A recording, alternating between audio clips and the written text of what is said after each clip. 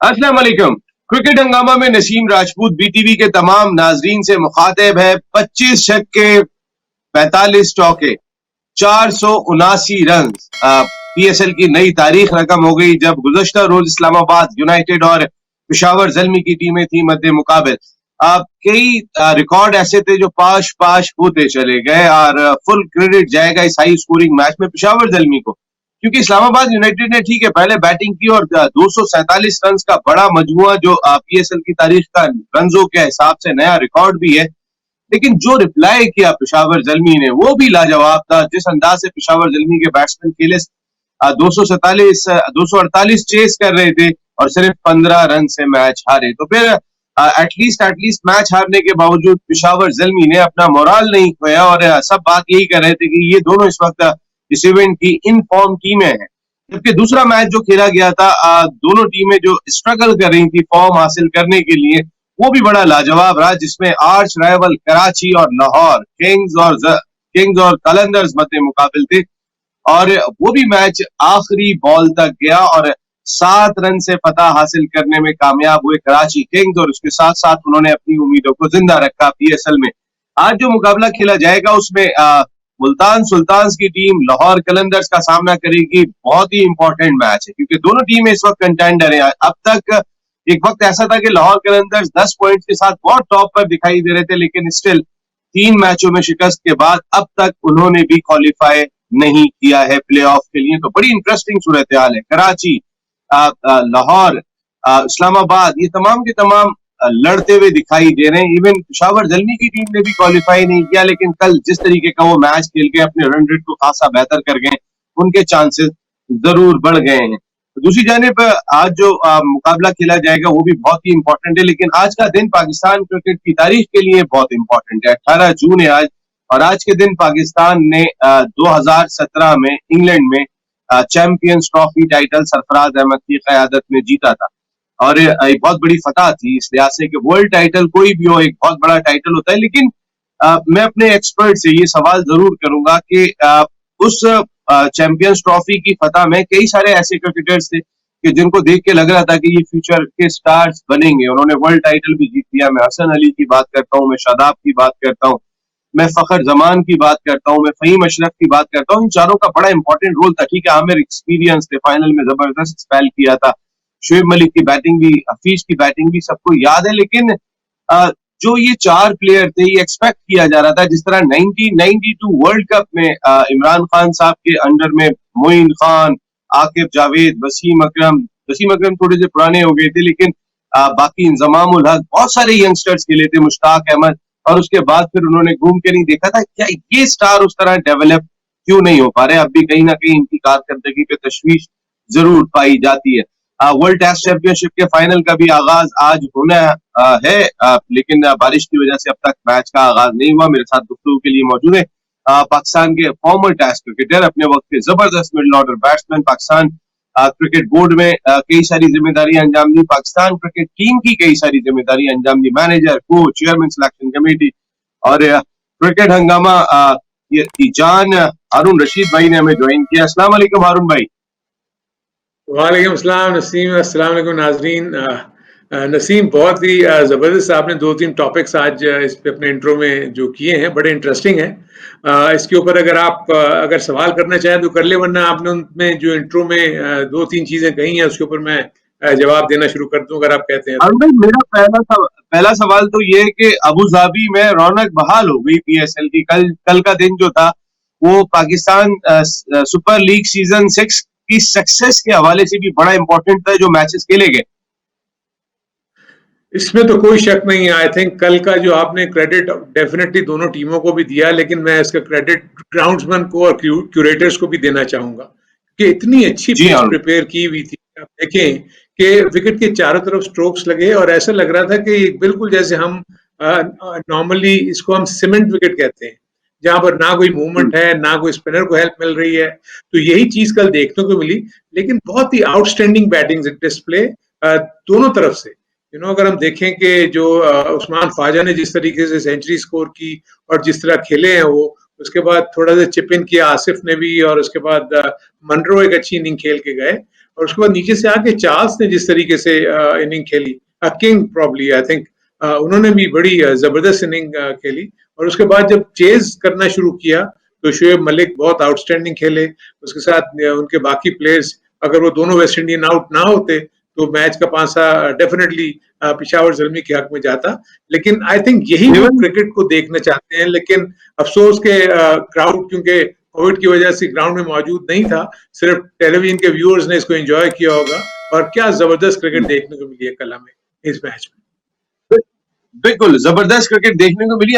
हम भी शोएब मलिक भी अगर वो क्रॉस बैट ना मार जाए, हालांकि हुसैन तलत का गेंद सामने मारने वाला मिल गया था उन्हें, ऑफ वॉली मिल गया था जो बहुत दूर उठा के फेंक सकते थे, वो जो शॉट सिलेक्शन उनका थोड़ा सा गलत हो गया, वरना वो 2 ओवर और खेल जाए तो 15 रन से ही तो मैच हार रहे हैं।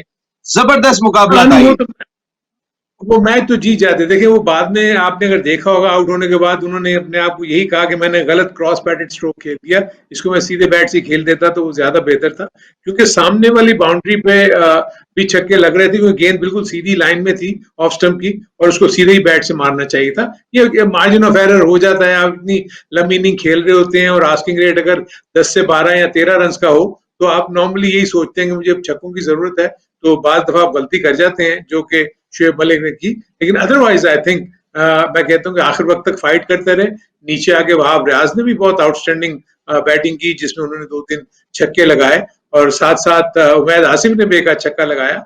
सो ओवरऑल मैं तो फील करता हूँ कि इसमें हसन अली का रोल बहुत ज्यादा इंपॉर्टेंट था इस्लामाबाद यूनाइटेड के लिए, कि उसने बड़े की पोजीशन पे आके विकेट भी लिए और 2 आउटस्टैंडिंग कैचेस लिए। बिल्कुल, यानी फील्डिंग स्टैंडर्ड भी दोनों टीमों का बड़ा जबरदस्त दिखाई दिया था, और एक ऐसा मुकाबला कि जिसको लग रहा था कि हाँ देखने को मजा आ रहा है, जिस तरह के छक्के चौके हमारे नाजरीन देखना चाहते हैं। लेकिन उस्मान ख्वाजा ने जो सेंचुरी स्कोर किया, और थोड़ा सा इसको जरा कंपेयर कर लेते हैं हम अपने बाबर आजम के साथ भी। हमारे बाबर 84 कर रहे हैं, 82 कर रहे हैं, पूरे 20 ओवर वो भी खेल रहे हैं, तकरीबन 20 ओवर हमारे उस्मान ख्वाजा भी खेल कर गए।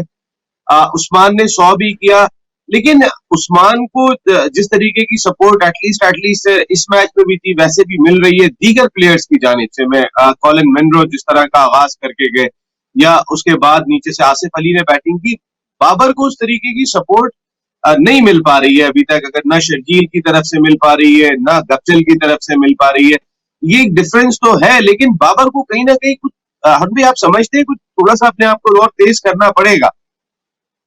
देखिए एक चीज तो आपने इसमें ऑलरेडी खुद ही मेंशन कर दी, जिसमें आपने बताया कि जो सपोर्ट उस्मान ख्वाजा को उनके बाकी दूसरे प्लेयर से मिल रही थी, वो हम देख रहे हैं कि वो बाबर आजम को नहीं मिल रही। तो इसलिए बाबर आजम के ऊपर बहुत ज्यादा प्रेशर है कि लोग एक्सपेक्टेशन इतनी ज्यादा है उससे कि वो समझते हैं कि अकेला सिंगल हैंडेडली मैच इसको जिता के ले जाएगा। दूसरी तरफ जो बाबर का एक जो इशू जो आपको, और मैं इसके अगर दोनों का कंपैरिजन करूं, उस्मान ख्वाजा का और बाबर आजम का, बाबर आजम कन्वेंशनल क्रिकेट खेलते हैं, वो सीधे बैट के साथ चौके या छक्के लगाते हैं। वेरएज आपने देखा होगा कि कल कितनी जबरदस्त इम्प्रोवाइजेशन की उस्मान ख्वाजा ने, रिवर्स स्वीप का इस्तेमाल, पैडल स्वीप, और जिस तरीके से इम्प्रोवाइज करके ऑफ स्टंप पे बाहर आगे लेग स्टंप पे खेल देना। सो बाबर को अगर तो अपने इस पॉइंट ऑफ व्यू को, जो T20 क्रिकेट को हम देखते हैं जिस तरीके से, क्योंकि आपने फील्डर्स को डिस्टर्ब करना होता है, बॉलर एक सेट प्लान के साथ आपको बॉलिंग कर रहा होता है, ऑफ साइड पे सारे उसने फील्डर्स दिए होते हैं, आपके पास एक ही ऑप्शन है कि आप इसको जो ऑन साइड पे वेकेंट पोजीशंस हैं उस पर आप खेलें, उसके लिए आपको इम्प्रोवाइज करना पड़ता है, जो कि मैं देखता हूं कि बाबर बहुत कम इस चीज का इस्तेमाल कर रहे हैं, जो आगे लेटर स्टेजेस में उनको करनी पड़ेगी। मैंने बहुत कम देखा कि बाबर जो रिवर्स स्वीप करते हुए हों या ऑफ स्टंप से बाहर आगे वो पीछे खेलते हों, क्योंकि वो सामने से इतना अच्छा खेल लेते हैं कि शायद वो समझते हैं कि उनको जरूरत नहीं है, क्योंकि इस तरह खेलने से भी 130 140 के स्ट्राइक रेट पे वो जा रहे हैं। लेकिन ये चीजें अगर उनमें ऐड हो जाती हैं, तो जो बात आप कहना चाह रहे हैं कि ये और ज्यादा मुश्किल बैट्समैन हो जाएंगे T20 में भी, और इनका रेट ऑफ स्कोरिंग और इनका स्ट्राइक रेट जो है उसके भी बढ़ने के चांसेस बहुत ज्यादा है। अभी उस्मान ख्वाजा की तो जगह नहीं बनती ऑस्ट्रेलियन टीम में, दूर दूर तक T20 नहीं देते, उनका वे ऑफ स्टाइल ये दिखाई दे रहा है। अभी आपके शान मसूद आ रहे हैं गैरी क्रिस्टन की एकेडमी में ट्रेनिंग करने के बाद, उन्होंने जो इनिंग खेली थी, एक फर्क शो किया था कि वो पाकिस्तान में जो T20 क्रिकेट खेल रहे थे और वहां से जो आके उन्होंने इनिंग खेली है, अल्लाह करे वो ये इसको कंटिन्यू करें, लेकिन उन्होंने एक फर्क साबित किया था कि वो कहीं से प्रिपेयर होके आ रहे। ये सिस्टम का फर्क तो है ना हमारी क्रिकेट के अंदर के हमारे अगर दोनों ओपनर 12 ओवर में 80 रन बनाते हैं, 75 रन बनाते हैं, तो उसके बाद बाकी बैट्समैनों ने तो आके सिर्फ लाठी चार्ज करना है। आप उनके लिए मौका कितना छोड़ रहे हैं? हाँ, देखिए ये आप नसीम, ये मैं आपकी बात को, इसको मैं थोड़ा-सा इस बात से मैं कहूँगा, आप देखें कि जो उस्मान ख्वाजा की आप बात कर रहे हैं कि उस्मान ख्वाजा ऑस्ट्रेलिया की टीम में आने के लिए, बावजूद इसके कि वो इतना अच्छा खेलते हैं, वो ऑस्ट्रेलिया की टी20 के टीम में नहीं आते। इसलिए कि उनके पास जो स्किल्स का रिसोर्स है, उस पर्टिकुलर पोजीशन के लिए उनके पास बहुत ज़्यादा है। इसलिए इसलिए अगर जैसे ये उस्मान ख्वाजा हो गए, इस तरह के और भी 2-3 प्लेयर्स उनके डोमेस्टिक क्रिकेट में बहुत रन्स कर रहे हैं, बहुत आउटस्टैंडिंग स्ट्राइक रेट के साथ वो रन्स बनाते हैं। बट वो ऑस्ट्रेलिया की टीम में जगह नहीं बना सक रहे, क्योंकि ऑलरेडी जो ऑस्ट्रेलिया की टॉप टीम है उसमें बहुत आउटस्टैंडिंग प्लेयर्स मौजूद हैं with a heavy strike rate. Pakistan का पॉइंट ऑफ व्यू ये है कि पाकिस्तान के पास सिर्फ चंद स्किलफुल क्रिकेटर्स हैं जो आपके टी20 के फॉर्मेट में आते हैं। पाकिस्तान का जो डोमेस्टिक का सेटअप हम देख रहे हैं, आप देख लें कि आप पिछले 4 सालों से, आप 4 सालों से देख लें कि सिवाय एक या दो नए प्लेयर्स के आपको वही सेट ऑफ प्लेयर नजर आ रहे हैं। आप देख लेंगे यही बाबर आजम है, यही शादाब खान है, यही शर्जील हैं, यही फखर जमान है। तो ये देखते हुए जो नीचे से आने वाले प्लेयर्स हैं उनको बहुत आउटस्टैंडिंग परफॉर्मेंस करनी पड़ेगी अगर उन्होंने इनको, और यही वजह है कि ये जो प्लेयर्स हैं ये ऐसा लगता है कि कभी कभी स्टेलमेट सिचुएशन में आ जाते हैं, क्योंकि उनको पता है कि इनके पीछे तो मुकाबला है ही नहीं, इनको कौन रिप्लेस करेगा, क्योंकि इस तरह के स्ट्राइक रेट वाले प्लेयर्स तो है नहीं। जो अच्छे प्लेयर्स हैं, जैसे अगर आप कहते हैं आसिफ अली की बात करते हैं, हम इफ्तिखार की बात करते हैं, जब हम इनको इंटरनेशनल क्रिकेट में भेजते हैं तो वहां तो ये रन नहीं करते, तो फिर दोबारा डोमेस्टिक क्रिकेट में आगे आउटस्टैंडिंग परफॉर्मेंस देना शुरू कर देते हैं। तो ये वो इशू है कि हमारा जो डोमेस्टिक का जो कंपटीशन का लेवल है वो शायद इंटरनेशनल क्रिकेट के जो स्टैंडर्ड से बहुत ज्यादा नीचे है, इसलिए हमारे प्लेयर्स को बहुत ज्यादा बड़ी जंप लगानी पड़ती है to play at the international level. जो भी हमारे प्लेयर्स, हमारा डोमेस्टिक क्रिकेट का जो क्वालिटी है या जो कंपेटिटिवनेस है वो इतनी उस पाए की नहीं है। तो अरुण भाई, आप इसको भी डोमेस्टिक क्रिकेट का फर्क करार देंगे कि 1992 में जितने यंगस्टर्स थे, उन्होंने फिर उसके बाद जो परफॉर्म किया 92 वर्ल्ड कप में, बिल्कुल नए नए थे। मोइन खान की बात करूं, मुश्ताक, आकिब जावेद, बहुत सारे यंग प्लेयर्स उस टीम का हिस्सा थे जिन्होंने जबरदस्त किस्म की परफॉर्मेंस दी थी। उसके बाद वो काफी अरसे तक खेले थे। तो क्या उस वक्त डोमेस्टिक सिस्टम हमारा ज्यादा तगड़ा था कंपेयर करें इस वक्त के डोमेस्टिक सिस्टम से? क्योंकि चैंपियंस ट्रॉफी में जिता के जा रहे हैं आपको फहीम अशरफ, फखर जमान, शादाब, देन अब वो भी कभी कोई इन होता है, कभी कोई बाहर होता है। अभी तक उनका भी अपना कोई कॉन्फिडेंस लेवल ऐसा डेवलप नहीं हो सका कि हम कहें कि हाँ ये बन चुके हैं और ये टाइटल, वर्ल्ड टाइटल जिता के आ रहे हैं। इसमें मैं आपको थोड़ा सा देखें कंपेयर करूंगा। अगर आपने 92 के वर्ल्ड कप की बात की और चैंपियंस ट्रॉफी की आपने बात की कि दोनों हमने वो टूर्नामेंट्स जीते थे, और हम दोनों में जो तनासिब था प्लेयर्स का, जो नए प्लेयर्स शामिल हुए थे, इंटरनेशनल सिनेरियो के ऊपर या इंटरनेशनल सिनेरियो में किसी भी टीम ने उन प्लेयर्स को खेलते हुए नहीं देखा था, तो वो अननोन कॉमोडिटी थे। अगर आप इंजमाम को भी ले लें, अगर आप मुइन को भी ले लें, क्योंकि किसी ऑपोजिशन ने उनको खेलते हुए नहीं देखा हुआ था, इसलिए जब वो खेलने आए तो जब इन्होंने आउटस्टैंडिंग बैटिंग करके वहां दिखा दी तो तैयार ही नहीं थे, तो उन्होंने समझा कि नए प्लेयर आए हैं, अभी यंगस्टर बच्चे हैं या क्या खेलेंगे। यही चीज अगर आप चैंपियंस ट्रॉफी में ले जाएं, 5 से 6 ऐसे प्लेयर्स थे जिनका डेब्यू हो रहा था चैंपियंस ट्रॉफी में, तो इंटरनेशनल सिनेरियो पे जो टीम्स थी उन्होंने नहीं देखा हुआ था इन प्लेयर्स को। सो वो जो जिसको कहना चाहिए अननोन फैक्टर, वो पार्ट प्ले कर गया, और पाकिस्तान के ये प्लेयर्स जिनको इंटरनेशनल टीम्स ने नहीं देखा हुआ था, इसलिए उनको जांच नहीं सके और वो परफॉर्म कर गए। द मोमेंट उसके बाद वो निकलते हैं, आप देखें जो चैंपियंस ट्रॉफी के बाद की मैं बात करता हूं, आप देखें आपके वो तमाम प्लेयर्स somehow और दी अदर इंजरी प्रोन हो गए। वो आप चाहे फहीम अशरफ को ले लें, चाहे आप हसन अली को ले लें, चाहे आप शादाब खान को ले लें, एक ये सब तमाम के तमाम प्लेयर्स आप देखें कि काफी काफी अरसे तक उसके बाद वो टीम से बाहर हुए। जब वो टीम से बाहर होते हैं, जब आप रिहैब उसमें चले जाते हैं, तो आपका जो लेवल है, जो स्किल्स का लेवल, वो उसी जगह पे रहता है, उससे बढ़ता नहीं है। अगर उसी तरह कंपेयर करें 92 के वर्ल्ड कप में, तो इंजमाम, मुइन, ये वो प्लेयर्स थे जो उसके बाद फिट रहे और उन्होंने थ्रू आउट आगे अपने उस स्किल्स को वहां लेते हुए चले और बढ़ाते चले गए अपने आप को। सो ये वो फर्क है जिसकी वजह से आप कह रहे हैं ना कि ये क्यों इतने बड़े स्टार्स नहीं बन सके हमारे जो चैंपियंस ट्रॉफी के बाद वाले, और क्यों 92 के जो यंग स्टार्स थे वो बाद में बहुत आउटस्टैंडिंग स्टार्स बन गए। इसका रीजन ये था। प्लस जिस एनवायरनमेंट में वो खेल रहे थे, इंजमाम एंड कंपनी, वो खेल रहे थे बहुत ही एक्सपीरियंस्ड लॉट के साथ, इमरान खान के अंडर में, जावेद मियांदाद के अंडर में, वसीम अकरम के अंडर में। तो ये वो फर्क था, जबकि यहाँ पर आप देखेंगे सरफराज तो खुद भी एक पहली दफा कैप्टन बना था, उसके बाद आप देखेंगे जो भी सिलसिले बने वो आपके सामने हैं। तो ये प्लेयर्स का इन एंड आउट होना ड्यू टू इंजरी, एक तो वो प्रॉब्लम हुई। देन थोड़ा सा मैं ये फील करता हूं कि हमारे यहाँ ये एक और भी मिजाज है कि द मोमेंट ऑफ पाकिस्तान की टीम में जब चले जाते हैं ना, तो थोड़ा सा रिलैक्स करते हैं। आपको अगर मैं मिसाल दूं अहमद शहजाद की, आपको अगर मैं मिसाल दूं उमर अकमल की, ये दोनों यहां से अंडर 19 से खेल रहे थे पाकिस्तान के, दूसरी तरफ इंडिया में विराट कोहली और रोहित शर्मा खेल रहे थे। आप देखेंगे आज रोहित शर्मा और विराट कोहली कहाँ खड़े हैं और अहमद शहजाद और उमर अकमल कहाँ हैं। सो ये एक वही वाली बात जो आप पहले भी अपने प्रोग्राम में जिक्र करते रहे, माइंडसेट। आप किस तरीके से अपने जहन को लेकर चलते हो, आप किस तरीके से क्रिकेट को फोकस करते हो, किस तरीके से आपका टोटल फोकस जो है अपनी गेम को इंप्रूव करने की तरफ रहता है, जो कि बदकिस्मती से पाकिस्तानी प्लेयर्स का इतना ज्यादा फोकस रहता है। जब वो टीम से बाहर होते हैं तब उनको होश आता है, अरे अब टीम से बाहर हो गए, हमें वापस आना है, अब फिर मेहनत करना शुरू करते हैं। तो जो आप बात कर रहे हो ना, इसमें जो अभी आपने कुछ अर्सा पहले एक प्रोग्राम में मुझसे कहा था कि साइकोलॉजिस्ट को ये हायर कर रहे हैं।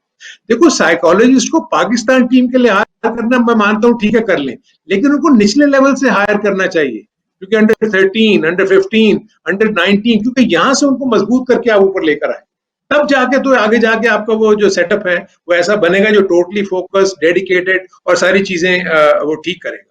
तो ये सोचने का मकाम है जो कि पाकिस्तान क्रिकेट बोर्ड के जो भी इस वक्त काबरीन वहां बैठे हुए हैं उनको ये सोचना चाहिए। लेकिन बदकिस्मती से हम सिर्फ देख रहे होते हैं कि पाकिस्तान की टीम कामयाबियां हासिल कर रही है, चुप करके बैठे रहो, कोई इशू नहीं है, बस टीम तो जीत रही है ना, क्रिटिसिज्म कैसे होगा?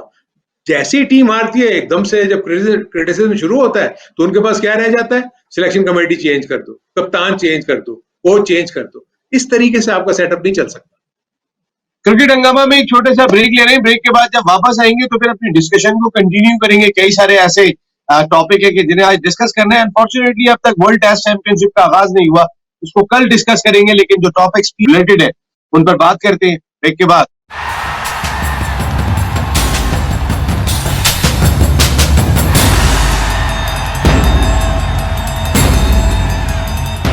वेलकम बैक इन क्रिकेट हंगामा। बात कर रहे थे इमरान खान साहब की लीडिंग क्वालिटीज पर, कि वो किस तरीके के लीडर थे कि जब ना कोई कोच होता था, ना कोई कोचेस का एक पैनल हुआ करता था, लेकिन वो सिंगल हैंडेडली बहुत सारी चीजों को खुद संभाल लिया करते थे। एक जावेद मियांदाद उनके साथ होते थे, या फिर जो यंगस्टर्स उनके बाद आ गए थे, लेकिन डोमिनेट करके कप्तानी की थी, खुद भी परफॉर्म करके दिखाया था।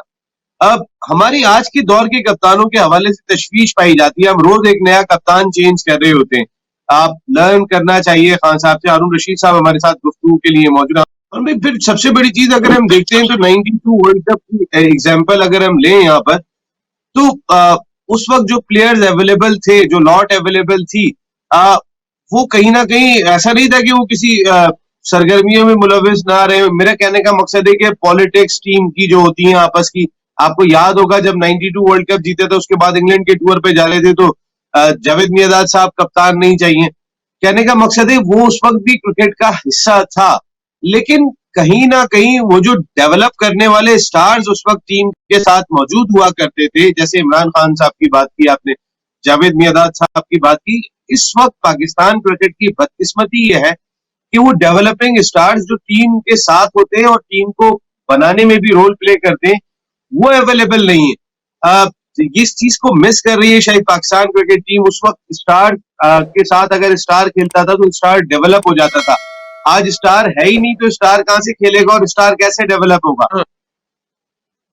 ये तो देखो ना नसीम, यही तो आप वो बात कर रहे हैं जो मैं पहले से कह रहा था कि क्यों इमरान, देखिए जहां तक जो जावेद मियांदाद का इशू हुआ कप्तानी का, उसके बाद जब आप वो मोस्ट सक्सेसफुल कैप्टन जिसने 92 के वर्ल्ड कप के बाद इंग्लैंड का जब दौरा हुआ तो कोई भी एक मैच नहीं हारे। अब इससे अंदाजा लगा लें कि वो इंग्लैंड का टूर से वापस आते हैं और वो जावेद मियांदाद कप्तानी से हट जाते हैं। सो बदकिस्मती से हमारे यहाँ पर क्योंकि जो टॉप मैनेजमेंट्स हैं, जो हमारे चेयरमैन है, जो भी हमारी क्रिकेट बोर्ड के करता धरता है, वो बहुत ज्यादा प्लेयर्स के अंडर प्रेशर होते हैं। उस जमाने में तो आपको पता बहुत पावरफुल लॉबी होती थी, 10 प्लेयर्स या 11 प्लेयर्स मिलकर चले जाएं, आप उठा के देख लें, जावेद मियांदाद ऑस्ट्रेलिया में कैप्टन थे, 10 प्लेयर्स ने रिवोल्ट किया, कप्तान चेंज हो गया, इमरान खान को कप्तान बना दिया।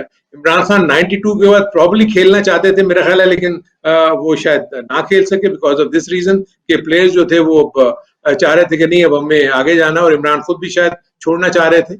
लेकिन मुझे सिर्फ ये होता है कि जब जावेद मियांदाद एक सक्सेसफुल कैप्टन कोई भी मैच हार के नहीं आता और उसके बाद आगे वो चेंज हो जाता है, तो यहाँ आके फिर आपकी जो डेवलपमेंट का प्रोसेस जो है ना, उससे मैं वही कहता हूँ कि अफरा तफरी का शिकार आप ज़हनी तौर पर इधर उधर मुंतशिर हो जाते हैं कि यार ये क्या हो रहा है। यानी एक हम एक कप्तान के साथ काम कर रहे हैं और वो 8 प्लेयर कह रहे हैं हम उनके साथ नहीं खेलेंगे। इस तरह भी होता था कि कस्में खा के कहते थे कि देखो अब हमने रिवोल्ट करना है तो ऐसा ना हो तुम बीच में मुकर जाओ, और वो कस्में खा के उनके खिलाफ वो करके और कहते थे नहीं हमने इसके खिलाफ बगावत कर दी। तो ये पाकिस्तान की ये सैड पार्ट, हाँ ये सैड पार्ट है पाकिस्तान की क्रिकेट हिस्ट्री का। रियल सेंस के ऊपर देखिए गलतियां हर जगह हो सकती हैं। कप्तान जो है वो बहुत ज्यादा असर्टिव हो जाता है टाइम्स के, वो कहता है कि मैं किसी को कुछ नहीं समझता। अगर आप वसीम अकरम का स्टेंट एज ए कैप्टन पहली दफा का देखेंगे तो टोटली वो इमरान खान की तरह रूल करना चाहते थे, जिसकी वजह से उनके खिलाफ भी रिवोल्ट हुआ। एंड देन सेकंड जब उसमें आए अपने दौर में कप्तानी के, तो he was a different change captain, उसको पता लग गया था कि किस तरीके से ठीक करना है चीजों को, किस तरीके से नहीं खेलना। तो हमारे यहाँ सम और दी अदर अब इसको अगर मैं इस तरीके से कहूँ कि कुछ वो जो अपब्रिंगिंग या एजुकेशनल बैकग्राउंड या वो लीडरशिप क्वालिटीज को किस तरीके से परवान चढ़ाना है, क्योंकि इस किस्म का कोई हमारे पास तरीकाकार नहीं है, तो वो फिर चीजें जो है वो इसी तरह एडॉक बेसिस पे चलती रहती है। और भाई एडमिनिस्ट्रेटर का सर पे तगड़ा होना कितना इंपॉर्टेंट दिखाई देता है। जिस तरीके से हम एग्जांपल नूर खान साहब की लेते, उस दौर में आप लोग जो टीम का हिस्सा हुआ करते थे, उस टीम में मेरे ख्याल है 8 या 9 स्टार थे, लेकिन उन 8 या 9 स्टार्स की भी जो है वो इतनी ज्यादा वो नहीं होती थी। एटलीस्ट बोर्ड के सरबराह की बहुत ज्यादा एक ताकत, एक अहमियत अपनी जगह पे बरकरार हुआ करती थी। उस दौर में भी जावेद मियांदाद साहब को कप्तान बनाया गया था, फिर उन्हें कप्तान हटा दिया गया था, लेकिन कोई ना कोई एक ठोस रीजन होना बहुत ही इंपॉर्टेंट होता था। कहीं ना कहीं बोर्ड के सरबराह की अपनी ताकत भी, अपनी भी एक अगर इजारादारी का लफ्ज तो ज्यादा हो जाएगा, लेकिन जो अपनी एक ताकत है, जो उनके अपने एक पोर्टफोलियो की जरूरत है, उसका एहसास रख के वो चला करते थे। और खिलाड़ी चाहे कितने भी बड़े स्टार्स टीम में हो, उन्हें भी इस बात का एहसास होता था। ऐसे लोगों को भी मिस कर रहे हैं हम अब क्रिकेट बोर्ड में। देखिए इसमें तो कोई शक नहीं है कि नूर खान साहब की जो सर्विसेज हैं, चाहे वो क्रिकेट में ले लें या हॉकी में ले लें, उन्होंने आके उसको बड़ा रिवाइव किया और बड़े स्ट्रॉन्ग डिसीजंस लिए और उसके बाद उसके रिजल्ट्स भी आए। प्रॉब्ली मैं फील करता हूं कि जावेद मियांदाद का उस वक्त captain banana it was too early. ये मेरा पर्सनल ओपिनियन है, जो कि मैं बाद में अप्रूव भी हुआ इसलिए कि उनको हटाना पड़ गया, क्योंकि ये मुश्ताक मोहम्मद साहब ने भी ये सिफारिश की थी, क्योंकि पहले मुश्ताक मोहम्मद कैप्टन थे। नूर खान साहब का ख्याल ये था कि नहीं, मुश्ताक अब बहुत क्रिकेट खेल चुके हैं तो उसको कोच बना के और मियांदाद को कप्तान बना दें, क्योंकि मियांदाद में वो सारे एलिमेंट्स या इंग्रेडिएंट्स थे एक कप्तान बनने के। मैं ये फील करता हूं कि अगर मियांदाद 3 से 4 साल के बाद अगर कप्तान बनते, उस वक्त ना बनते, तो वो बहुत ही लंबे अरसे तक कप्तानी करते। लेकिन क्योंकि वो देखे ना, इन एंड आउट होना, आपको एक दफा कप्तान बना दिया, फिर हटा दिया, फिर आपको कप्तान बना दिया, फिर हटा दिया, तो तसलसल नहीं रहता। दुनिया भर में आप देखें कैप्टन जब एक दफा बन जाते हैं तो अगर वो फिट रहते हैं तो बड़े अरसे तक वो कप्तानी करते हैं। चाहे आप अभी केन विलियमसन को देख लें, चाहे इससे पहले के जितने कैप्टन थे न्यूजीलैंड के, इंग्लैंड के जितने कैप्टन थे, हम सबको देख लें, स्ट्रॉस हो गए या टेलर हो गए ऑस्ट्रेलिया के, स्टीव वॉ हो गए, लंबे लंबे अरसे के लिए उन्होंने कप्तानी की। सो हमारा थोड़ा कल्चर थोड़ा सा मुख्तलिफ है। हमें एक दूसरे की ईगोस के इश्यूज भी पड़ जाते हैं, क्योंकि बाज दफा जब कप्तान आपको कोई चीज कहना चाहता है, वो अगर बड़े जोर तरीके से कह दे तो मैं बड़ा प्लेयर हूँ, मुझे किस तरीके से ट्रीट किया जा रहा है, कैसे नहीं किया जा रहा है। सो ये एलिमेंट्स हमारे साथ रहे हैं, जिसकी वजह से हमें ये प्रॉब्लम्स होती रही हैं। तो अब मेरा अपना ख्याल ये है कि जो अब आगे की तरफ अगर हम देखें तो आपको नजर आना चाहिए कि आपको लीडरशिप क्वालिटीज किन में नजर आ रही है।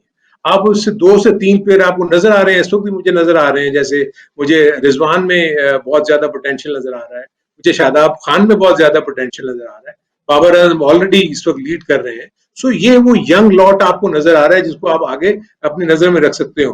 फॉर दैट मैटर अगर शान मसूद को ये मुसलसल अगर ये मौके दें और वो अपने आप को स्टैब्लिश कर ले एज ए बैट्समैन, तो प्रॉब्ली उसमें भी बहुत ज्यादा मुझे जर्म्स नजर आते हैं कि he could become a good leader as well. So Pakistan को अब सिर्फ ये इनको डेवलप करना चाहिए। जो अब बात हम कर रहे हैं ना साइकोलॉजी, इनको डेवलप करना चाहिए साइकोलॉजिस्ट को, इनके साथ बैठ के इनको लीडरशिप की वो बताएं कि जी यार्डस्टिक्स क्या होती हैं, बेंचमार्क्स क्या होते हैं, किस तरह से एक अच्छा लीडर कैसे अपनी टीम को लेके चलता है, क्योंकि उनको 15 के 15 प्लेयर्स को या 16 के 16 प्लेयर्स को जो उसके एम्बिट में है इक्वल ट्रीट करना चाहिए, दोस्ती वाला एलिमेंट नहीं होना चाहिए, फेवरेटिज्म नहीं होना चाहिए, और क्यों आपकी जो टीम जो है उसमें हम का एलिमेंट ज्यादा होना चाहिए, मैं का नहीं होना चाहिए। सो ये वो चीजें हैं जो कि इन प्लेयर्स के ऊपर काम करना चाहिए फ्यूचर में भी, और जितने भी जो यंग प्लेयर्स आ रहे हैं उनको अच्छा खासा इस किस्म के उससे गुजरना चाहिए सीक्वेंसेस से, और ये लेसन्स लिए जाएं, दिए जाएं इन लोगों को थ्रू ये साइकोलॉजिस्ट या जो भी टीम बिल्डर्स होते हैं। अरुण भाई, इमरान खान साहब को क्यों जरूरत नहीं पड़ी?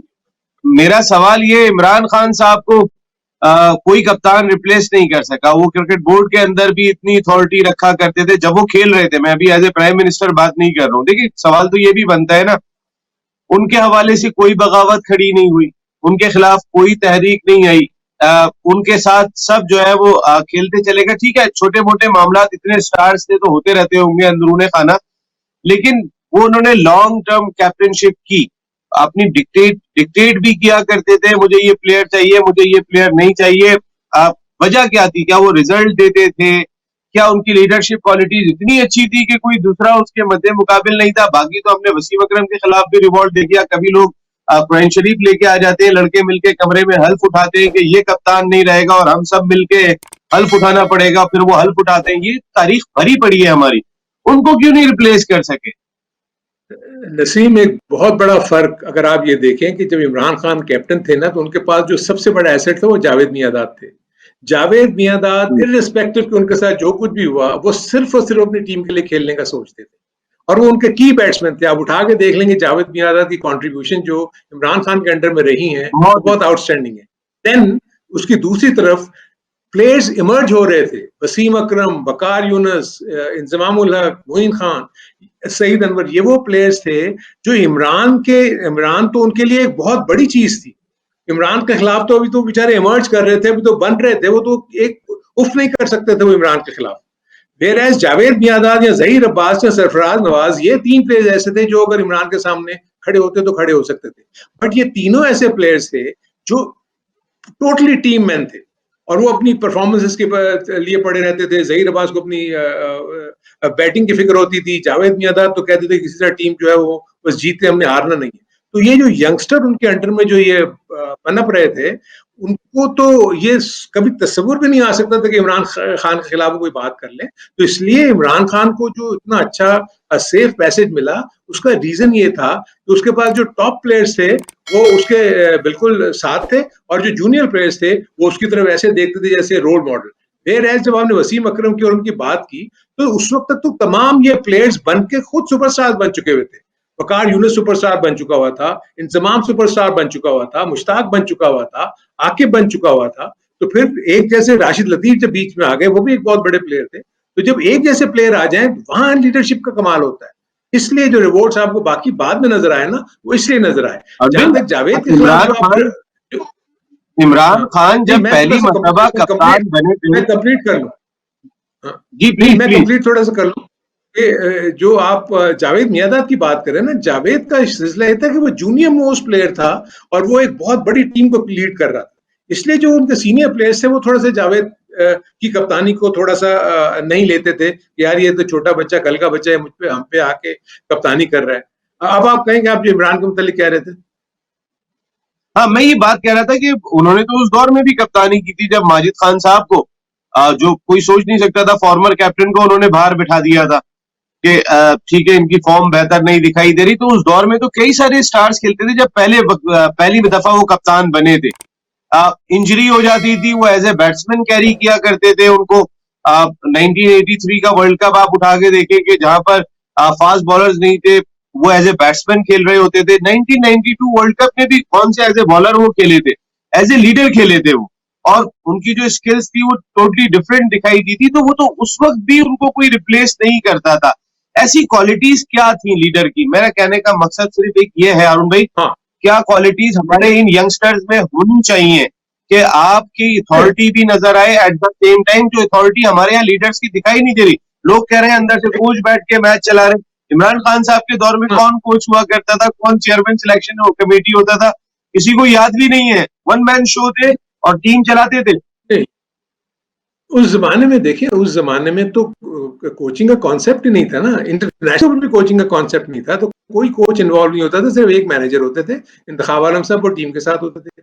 देन जो इमरान का जो सबसे बड़ा प्लस पॉइंट था ना, देखें उसमें बे इंतहा दर्जे का कॉन्फिडेंस था, उसको उतना इतना सेल्फ बिलीव था कि उसको ये पता था कि मैं अगर वो और जो चीज उसमें नजर आती थी, जो कॉन्फिडेंस का लेवल, वही चीज वो नीचे फिल्टर डाउन करता था इन यंग प्लेयर्स के ऊपर।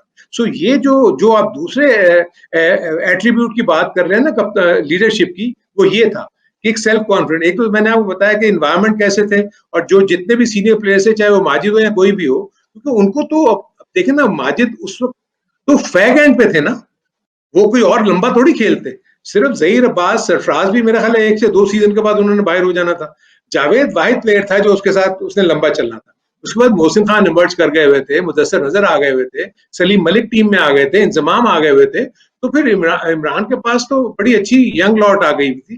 तो इमरान का जो सेल्फ कॉन्फिडेंस आप देखिए, उसने हर उस क्रिकेटिंग दौर में जो जो चीजें उसके खिलाफ कही गई, उसने उसको निगेट किया। यानी जब वो बॉलर बनना चाह रहे थे, तो उसके काउंटी का कोच उनको कह रहा था कि तुम बॉलर नहीं बन सकते, तुम अच्छे बैट्समैन हो, लेकिन उसकी धुन थी कि मैंने फास्ट बॉलर बनना है, और वो फास्ट बॉलर बना।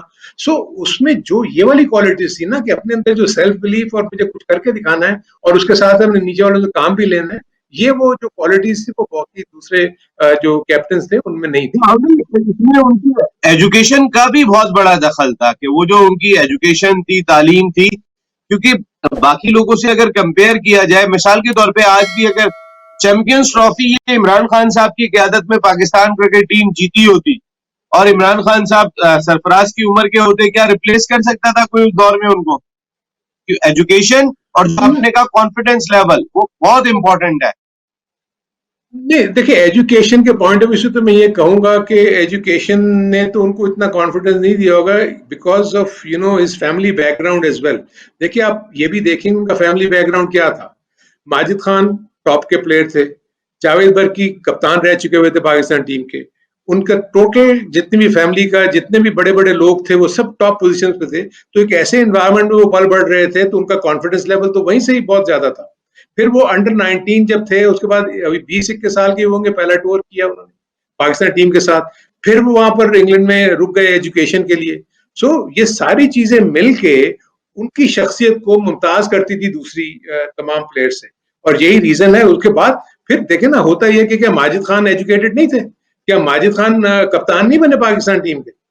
उनकी तो सक्सेस रेट वैसी नहीं थी जैसे इमरान की। तो इमरान में, माजिद में और बाकी लोगों में फर्क यह था कि इमरान जो था ना, वो रिजल्ट से घबराता नहीं था। माजिद भी रिजल्ट से घबराता नहीं था, बट प्रॉब्ली माजिद को तो ज्यादा लंबा रन नहीं मिला है कप्तानी करने का, बट इमरान को तो जब उसको मिला कप्तानी का रन, तो उसके बाद उसने तो बहुत आउटस्टैंडिंग परफॉर्मेंसेस दी, और इन प्लेयर्स को मेरा अपना ख्याल है कि स्टार्स बनाने में इमरान का बहुत बड़ा रोल है। बिल्कुल, हमने इतनी डिटेल में बात बीटीवी के नाजरीन के लिए या पाकिस्तान क्रिकेट के थिंक टैंक या जो प्यार करते हैं, लवर्स हैं क्रिकेट के, उनके लिए इसलिए की कि एक पैगाम कहीं ना कहीं हमारे इन करंट लॉट को भी जाना चाहिए कि चैंपियंस ट्रॉफी आज की तारीख में हमने जीती थी, इसीलिए हम जरा थोड़ा माजी में भी चले गए थे। क्या कॉन्फिडेंस दरकार होगा कप्तान को? क्या परफॉर्मर भी बड़े होना लाजमी है? इमरान खान साहब परफॉर्मर बड़े थे, तो ऑटोमेटिकली आप 5 आउट करके 50 रन करने के बाद जब आप बात किसी को कहते, तो बात समझ में भी आती है। ये बात बाबर आजम को भी जरूर कर लेनी चाहिए। अब वो तीनों फॉर्मेट के कप्तान दिखाई दे रहे हैं कि अगर आप 44 गेंदों पे 54 रन करेंगे, तो शायद आप अपनी रिस्पेक्ट खो देंगे। आपको हर फॉर्मेट को उसी अंदाज से लेके चलना पड़ेगा जो उसकी रिक्वायरमेंट है।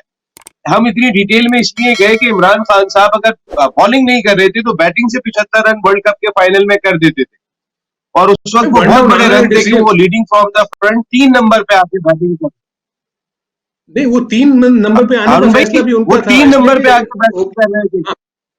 हाँ, मैं यही कह रहा हूँ ना, ये उनका अपना डिसीजन था, इसलिए कि पाकिस्तान की जो बैटिंग थी वो फ्लॉप हो रही थी। नंबर 3 वाला कोई बैटिंग नहीं कर रहा था, क्योंकि उस जमाने में कॉन्सेप्ट ये होता था कि आप पहले स्लो खेलें, अपने विकेट्स इन हैंड रखें और आखिर में आप स्लो करेंगे। सो इमरान ने खुद आगे फिर फैसला किया कि मैं और ऊपर जावेद जो है वो हम टीम को स्टेबिलिटी देंगे, और नीचे फिर जब ओवर्स कम रह जाएंगे तो फिर हम उसको हिट आउट करके जो हमारे रिक्वायर्ड टारगेट है वहां तक हम पहुंचेंगे। सो ये जो आप बात कर रहे हैं, देखें, बाबर आजम के 44 बॉलों पे 54 रन अगर टीम को मैच जिता देते हैं तो उसको कोई प्रॉब्लम नहीं होगी। अगर ये 44 बॉलों के ऊपर 54 रन टीम को मैच नहीं जिताते, तो आगे जाके जब मुसलसल शिकस्त होती चली जाएंगी, देन बाबर आजम या जो भी कैप्टन होगा वो अपनी उसको इंटरेस्ट को लूज करेगा। क्योंकि बाज दफा आपको रन बॉल आपको टीम को मैच जिता जाते हैं, बाज दफा आपको कम बॉलों के ऊपर ज्यादा रन करने पड़ते हैं। जैसे कि मुख्तलिफ मैचेस में देखते हैं कि जब आप 250 का टारगेट चेज कर रहे हैं 20 ओवर में या 240 का, तो आपको किस तरीके से लेके चलना पड़ता है, जैसे भी कल के मैच में हमने देखा पेशावर जल्मी और इस्लामाबाद के। सो ये चीजें जो शिफ्ट करना है गियर को अकॉर्डिंग टू द सिचुएशन, ये बहुत जरूरी है कप्तान के लिए और बाबर आजम के लिए, तो किस तरीके से कितना जल्दी ऊपर से आके lead from the front. Example देके जा रहा था कि अगर इमरान खान साहब, हाँ, इमरान खान साहब खुद को 6 नंबर से 3 नंबर पे ला सकते हैं, तो बाबर आजम अगर जरूरत पड़ने पे आपको ओपनर से 3 नंबर पे आना पड़े, तो टीम के मुफाद में आपको ये डिसीजन ले लेना पड़ेगा। वो ज्यादा बेहतर होगा बजाय इसके कि आप खुद को कैरी कर रहे हो। मेरा एग्जाम्पल देने का मकसद हारून भाई सिर्फ ये था कि टीम पहले, इंपॉर्टेंट चीज, जिस दिन टीम का एहसास पहले आ जाता है तमाम प्लेयर्स के अंदर, ऑटोमेटिकली टीम बंच बन जाती है और लड़ना शुरू हो जाती है। हम बंच नहीं बन पा रहे, हम इंडिविजुअल एफर्ट कर रहे हैं, अपने आप को बचाने की कोशिश कर रहे हैं। इमरान खान साहब जब क्रिकेट खेला करते थे, वो वसीम अकरम को कहते थे कि तुम जितने रन दे दो, मुझे 3 आउट करके दो। जब आप अपने बॉलर को ये कॉन्फिडेंस देंगे, आप उसको बोलेंगे तुमने रन भी रोकने, तुमने आउट भी करके देना है। देखिए, अपने प्लान के ऊपर स्टक करना पड़ेगा, रुकना पड़ेगा आपको, और आप क्या करना चाह रहे हैं क्या नहीं करना चाह रहे हैं। आज ड्रेसिंग रूम के अंदर 3-3, 4-4, 5-5 कोचेस बैठे हुए। उस वक्त जो 3-4 सीनियर प्लेयर होते थे वो मिलके फैसले कर लिया करते थे कि हमने करना क्या है। लेकिन आज 3-4 सीनियर प्लेयर जो है वो एक प्लेटफॉर्म पे नहीं है। ये सबसे बड़ा मसला दिखाई दे रहा है जो पाकिस्तान क्रिकेट को उससे निकलना पड़ेगा। अरुण भाई, ब्रेक का टाइम वैसे बचा नहीं, छोटा सा ब्रेक ले लेते हैं, वापस आते हैं तो मुल्तान सुल्तान और लाहौर कलंदर्स के आज के मैच पर बात करेंगे। एक ब्रेक के बाद आ रहे हैं।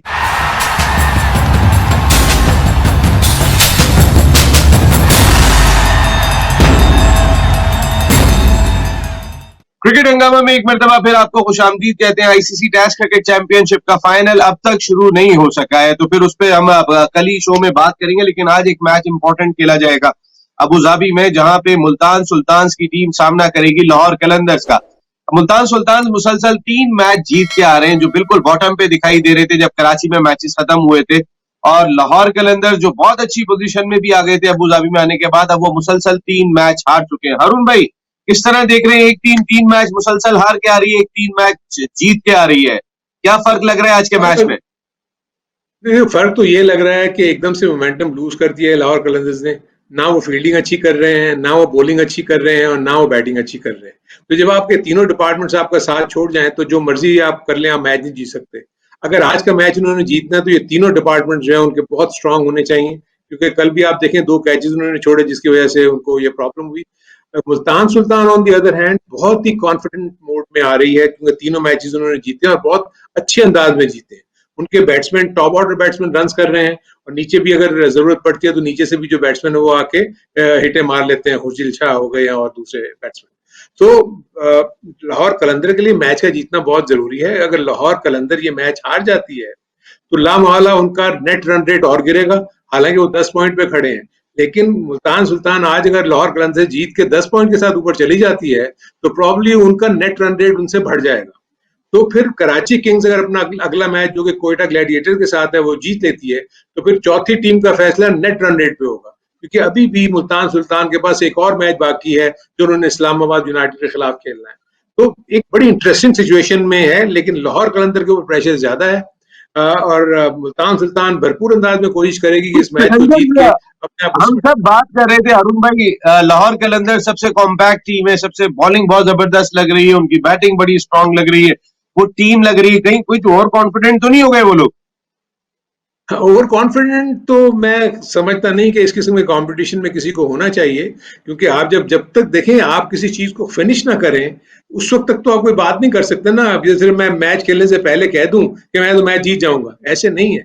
मैच आपको जीतना पड़ेगा अच्छी परफॉर्मेंस दे के, चाहे वो फील्डिंग में हो, बैटिंग में हो या बॉलिंग में हो। इस वक्त लाहौर कलंदर ऐसा लगता है कि देखें ना, कल भी करीब तो पहुंच गए थे ना। अगर शुरू के कुछ बैट्समैन जैसे हफीज रना बॉल किया, अब मुझे जो एक और इशू नजर आ रहा है कि जितने भी पाकिस्तानी प्लेयर्स हैं, चाहे वह बॉलर्स हो या बैट्समैन हो, उनकी फॉर्म एकदम से खत्म होती हो गई है। कल देखें आप, हारिस रऊफ ने भी अच्छी बॉलिंग नहीं की।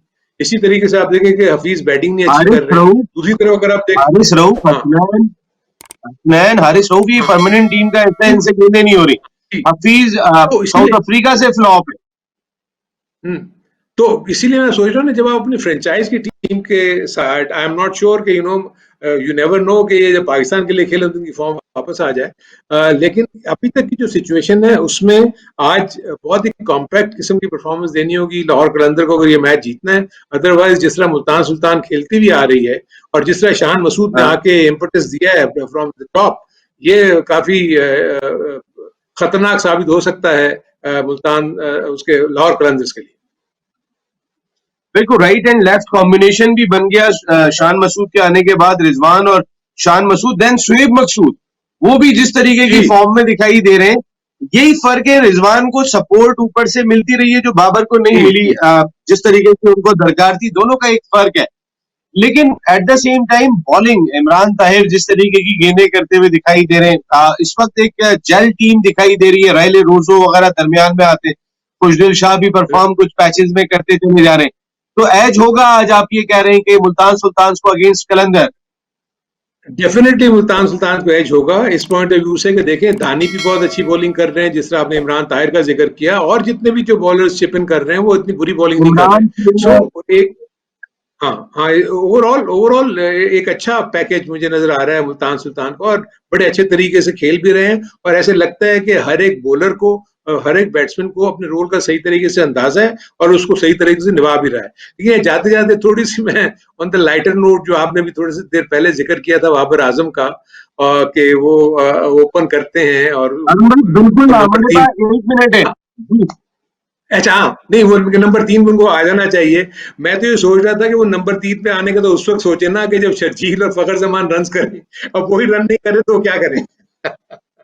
ये भी बात है हम दोनों ने, हालांकि उन लोगों के लिए बहुत आवाज बुलंद की है, लेकिन हम हक और सच की आवाज बुलंद करते रहेंगे हारून भाई, या बीटीवी के प्लेटफॉर्म पे बैठ के। थैंक यू वेरी मच हारून भाई, बहुत बहुत शुक्रिया आपका। आज मुकाबला हो रहा है जनाब अली, मुल्तान सुल्तान वर्सेज लाहौर कलंदर्स। अब मार्जिन दोनों टीमों के पास बहुत ज्यादा दिखाई नहीं दे रहा और हमारे पास टाइम दिखाई नहीं दे रहा है। नसीम राजपूत अपनी पूरी प्रोडक्शन टीम के साथ चाहता है इजाजत जिंदगी रही, तो फिर कल शाम को 4 बजे आपसे फिर मुलाकात होगी। टिल देन, अल्लाह ने के बाद।